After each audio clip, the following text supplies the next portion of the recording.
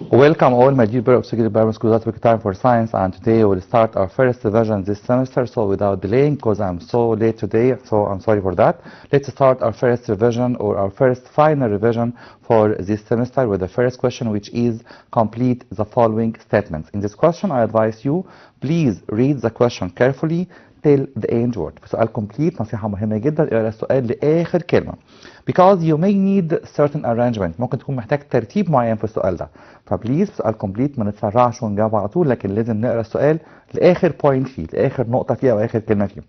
Let's start our first question that says the human skeletal system consists of two main parts, which are axial skeleton and appendicular skeleton. Axial skeleton and appendicular skeleton. الجهاز الهيكلي في جسم الانسان بيتكون من جزئين او من هيكلين، هنسميهم الهيكل المحوري اللي هو axial، وده عارفين كويس قوي انه بيتكون من skull, rib cage and backbone, and also the appendicular skeleton which consists of the upper limbs and the lower limbs.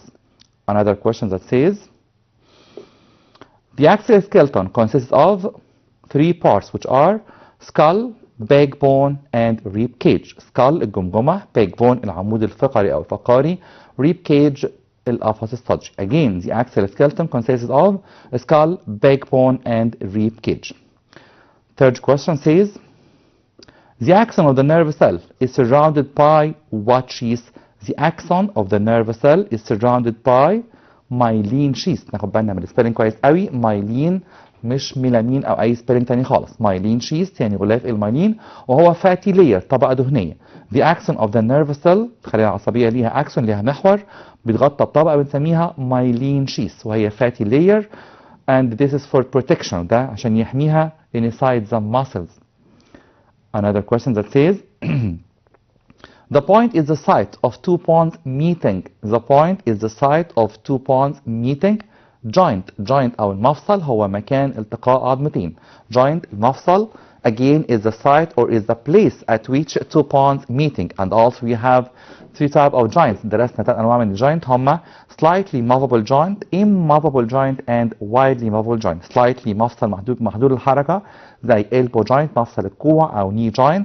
widely movable joint مفصل واسع الحركة زي shoulder أو wrist أو thigh أو hip. كمان درسنا immovable joint مفصل غير متحرك زي skull joint أو مفاصل موجودة في الجمجمة لأنها خلاص ما بتتحركش تاني بعد ما يحصل لها fusion أو التحام. Again, joint is the place at which bones or two bones meet each other. Again, joint is the place or is the site at which two bones meet each other. Another question that says the gray matter in the spinal cord appears in the shape of the letter H. Sure, the gray matter in the spinal cord appears in the shape of the letter H. عارفين كويس قوي ان المادة الرمادية اللي جوه spinal cord بتاخد شكل حرف H. لو عملنا section cross section مقطع عرضي في spinal cord هيبان فعلا ان الجراي ماتر بتاخد شكل حرف H. Another question that says point gas is one of the components of the soda water, but point gas composes ozone gas. مين هو الجاز اللي بيدخل في تكوين الصودا ووتر؟ ومين هو الجاز اللي موجود في تكوين الأوزون؟ عارفين كويس قوي الصودا ووتر هي ضارة جدا، لكن عشان موجود فيها غاز اسمه الكربون دايوكسيد، وعارفين كويس قوي ان الأوزون هو O3 يبقى بيتكون من oxygen gas أو oxygen gas composes the ozone. Again the question says carbon dioxide gas is one of the components of soda water, but oxygen gas composes the ozone gas or the ozone molecule. And let me remind you وافكركم تاني ozone has a symbol O3. الأوزون رمزه O3 لكن الأكسجين هو اللي رمزه O2. Another question that says point gas is used with acetylene for welding metals.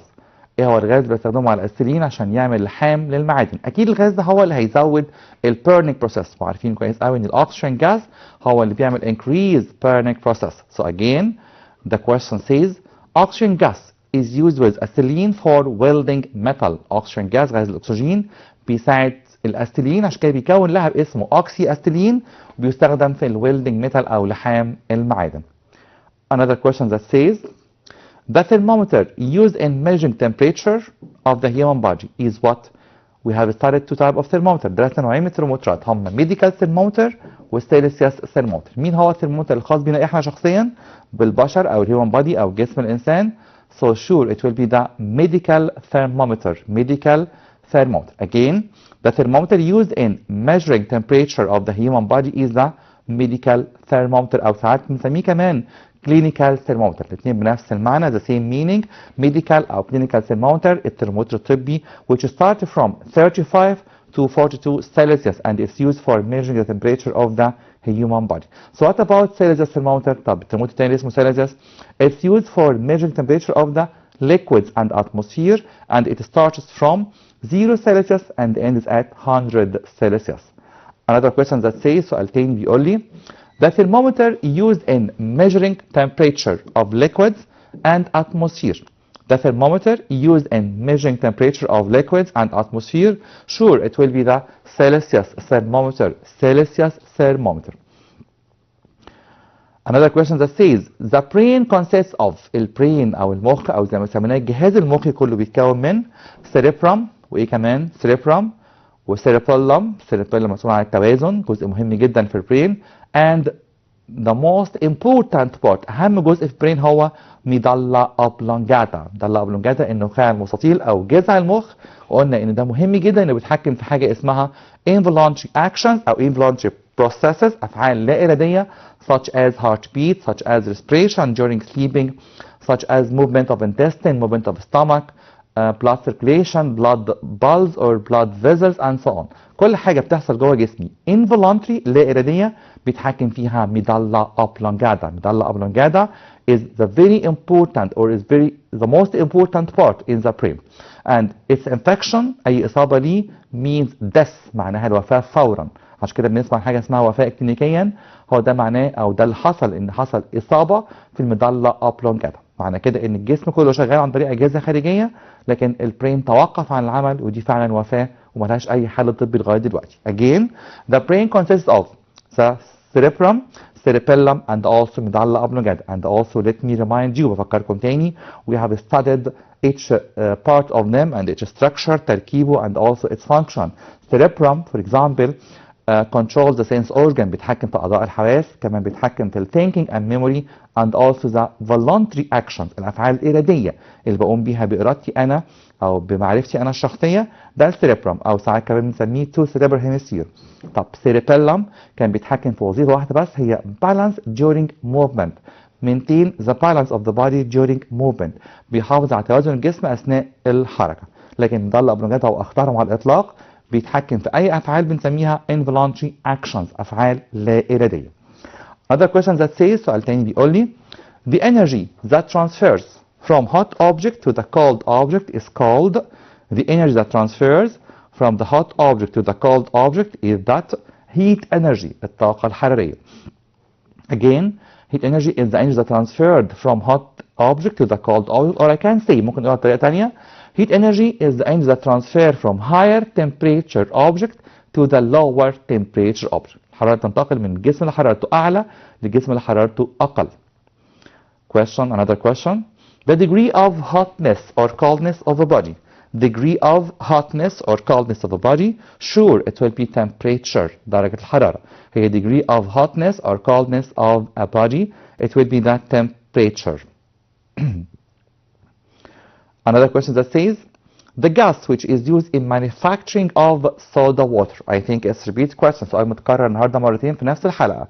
ايه هو الجاز اللي بيخش بالصودا ووتر او المياه الغازية؟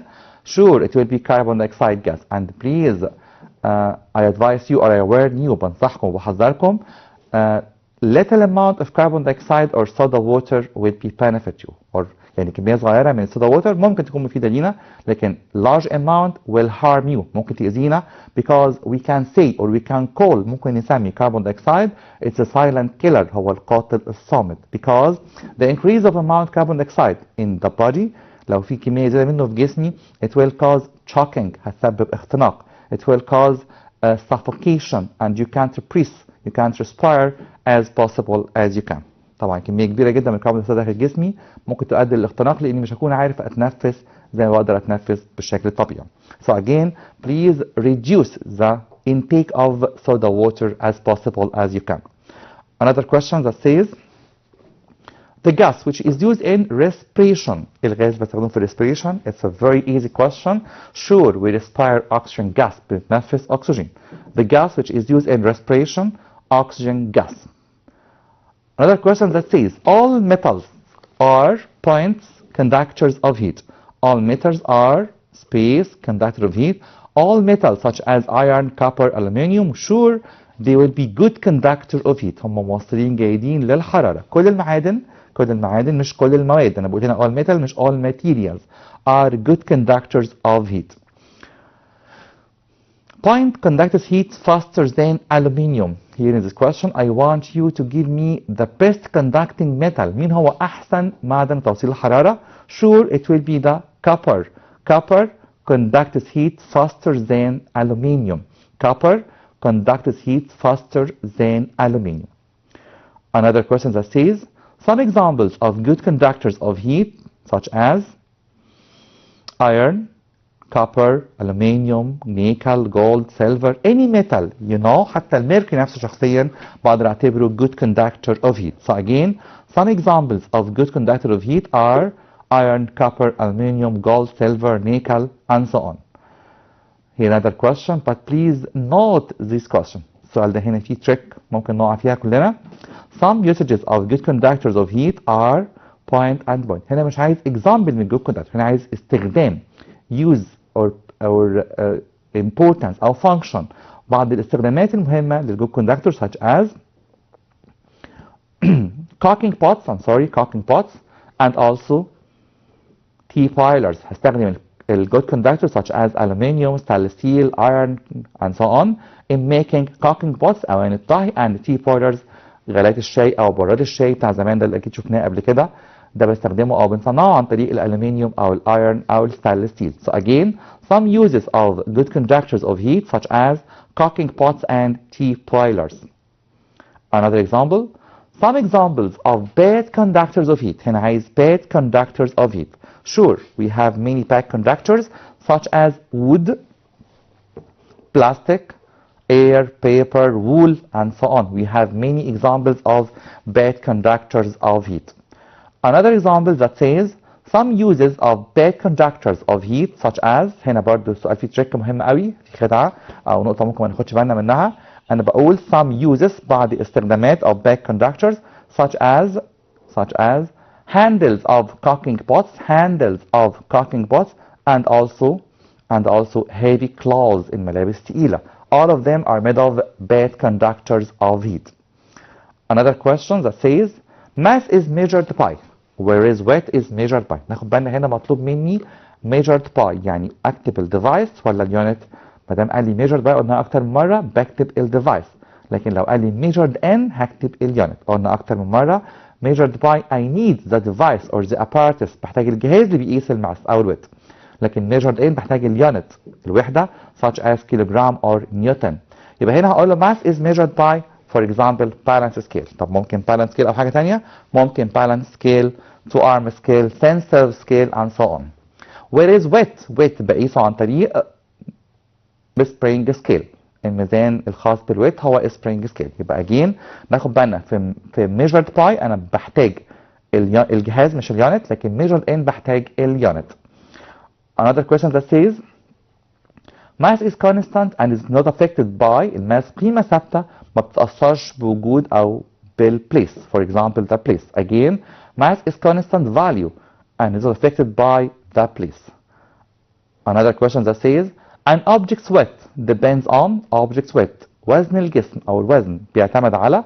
Sure, it depends on the place and the mass or the mass and the place. Again an object weight depends on mass and place.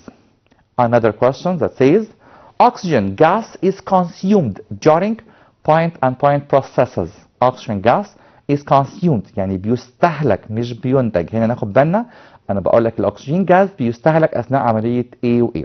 Oxygen gas او oxygen gas is consumed during respiration process عمليه التنفس and also burning process عمليه الاحتراق او ممكن نسميها كمان combustion process. So again oxygen gas is consumed during respiration and burning processes عمليه الاحتراق او التنفس. Another question that says Carbon dioxide gas is prepared in laboratory by adding what to what. عشان نحضر الكربون دايوكسيد قلنا تحضيره سهل جدا وانترستنج جدا. بنحضره بإضافة كالسيوم كربونات أو هيدروكلوريك أسيد، أي أسيد available at home such as vinegar زي الخل مثلا، هيدروكلوريك أسيد to calcium carbonate. طب لو ما عنديش كالسيوم كربونات ممكن استخدم بيكنج باودر، هو اوريدي بنسميه بيكنج باودر، هنسميه كالسيوم كربونات أو كمان ممكن نسميه I'm sorry, sodium carbonate. So again, carbon dioxide gas is prepared in laboratory by adding hydrochloric acid to calcium carbonate. Another question that says, justify or give reason. Another type of question, give reason or justify or explain. Number one, although oxygen gas is consumed during respiration, its percentage remains stable in the atmosphere. بالرغم ان الاكسجين بيستهلك اثناء التنفس لكن نسبته ثابته في الهواء الجوي، ما بيخلصش. طب ليه ما بيخلصش؟ اكيد في حد بيعوض لنا الاكسجين دوت وهو حد مهم جدا في حياتنا، هو green plant. So I can say because green plants produce oxygen gas during photosynthesis process. So I advise you more and more to increase the green areas. So again, because plants produce oxygen gas during photosynthesis process. So by this question, I'm afraid we have reached the end of this episode. So I'm sorry again for coming late today, and promise you to come more earlier next Thursday, inshallah, till we meet again, and we will have a very important selection of questions for you for what we have started this semester next Thursday, inshallah. And now, goodbye and thank you.